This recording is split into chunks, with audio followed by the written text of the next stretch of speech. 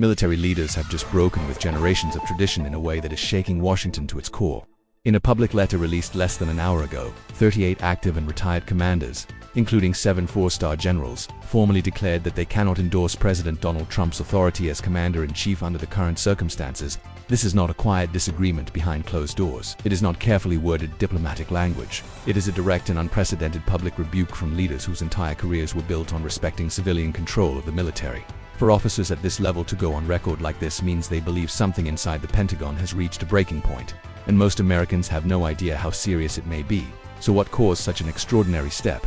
According to the letter obtained by multiple news organizations at 3:47 p.m. Eastern Time, the signatories describe a 14-month pattern of decisions that they say placed political objectives above national security. They allege those decisions weakened readiness, interfered with operational command, and damaged the long-standing constitutional balance between civilian leadership and the armed forces. The letter identifies 3 specific incidents. First, an abrupt withdrawal order from a key intelligence position in the Middle East last October. Commanders in the region were reportedly not consulted before the directive was issued. The timing, they note, came just hours after a campaign rally in which Trump publicly criticized the deployment.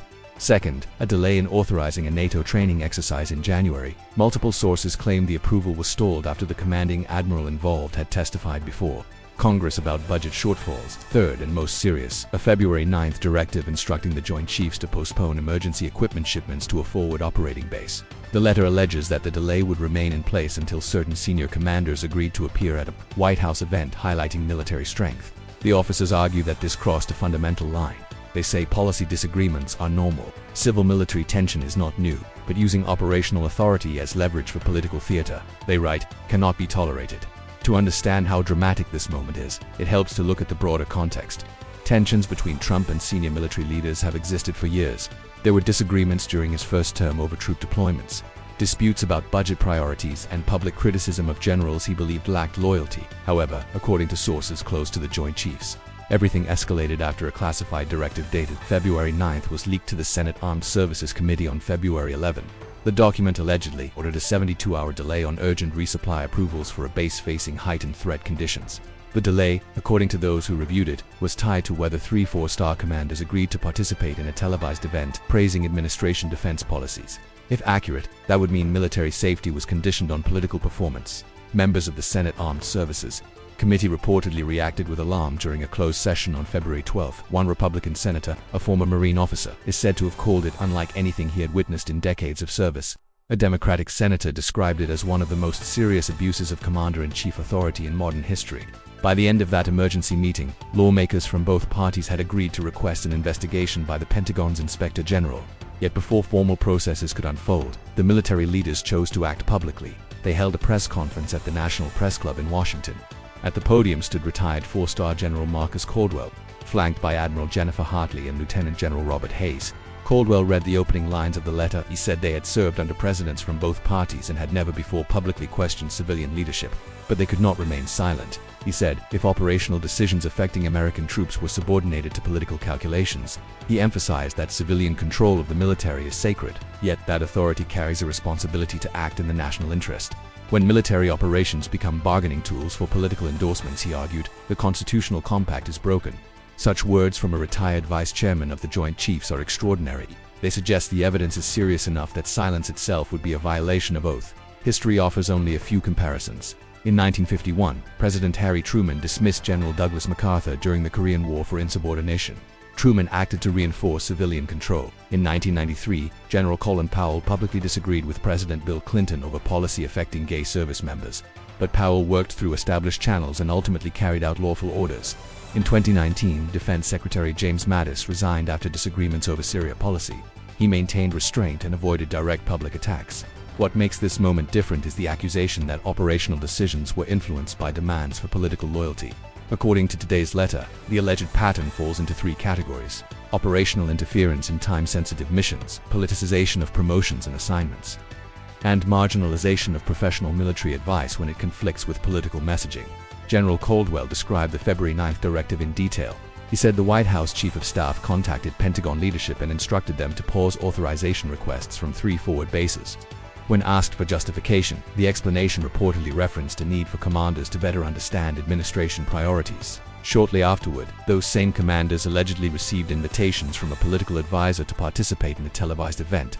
The implied linkage, according to the letter, was unmistakable. Support publicly, and authorizations move forward, decline, and delays continue. If such a precedent were established, critics argue, national defense decisions could become entangled with campaign strategy. Commanders would face impossible choices between protecting troops and preserving professional integrity. Legal scholars are already weighing in. Some describe the situation as the most serious civil-military crisis in decades. They note that while the Constitution grants the president broad authority over the armed forces, that authority is meant to serve national security. Using it to extract personal political loyalty could conflict with both constitutional principles and federal statutes. Complicating matters further, several active duty officers reportedly wanted to sign the letter but were advised against doing so because Department of Defense rules restrict political activity. If true, that suggests concern may extend beyond the 38 signatories. One alarming detail mentioned at the press conference involves a base that experienced increased hostile fire 2 days after the alleged authorization delay. No fatalities occurred, but 3 service members were wounded. While no direct causal link has been proven, the optics are troubling. The political impact is already significant. The letter does not remove a president from office, but it signals deep concern from highly respected figures with decades of service. For members of Congress, particularly those in the president's party, the situation creates a dilemma. They must weigh loyalty against the credibility of decorated officers who rarely speak publicly about political matters. Beyond politics, there is a deeper constitutional question. Civilian control of the military is a cornerstone of American democracy. It depends not only on obedience from generals, but also on restraint from presidents. If operational decisions are influenced by political calculations, trust between the armed forces and elected leadership could erode. The White House responded quickly. Rather than addressing the substance of the allegations, President Trump criticized the signatories as disgruntled former officials. He denied wrongdoing and framed the letter as politically motivated. Supporters argue the president retains broad discretion. Critics counter that discretion is not unlimited. The coming days will likely bring investigations, hearings, and intense public debate.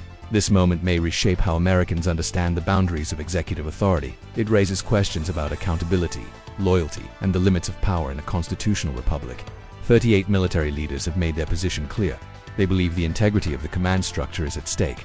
Whether their claims are validated or disproven, the fact that they felt compelled to speak publicly marks a historic turning point.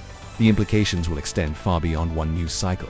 They touch the foundation of how the United States balances civilian leadership with professional military judgment, and that balance, once shaken, is not easily restored. 38 senior military leaders have stepped into the public arena to warn that the line between civilian authority and political manipulation may have been crossed. They are not debating policy. They are questioning whether the integrity of military command itself is being compromised. If their allegations prove true, the consequences will reach far beyond one presidency and reshape the balance of power for generations. And if they are ignored, the precedent set in this moment could quietly redefine what the commander-in-chief is allowed to do. The investigation is just beginning. What comes next may determine not only the future of this administration, but the future of civilian-military relations in America.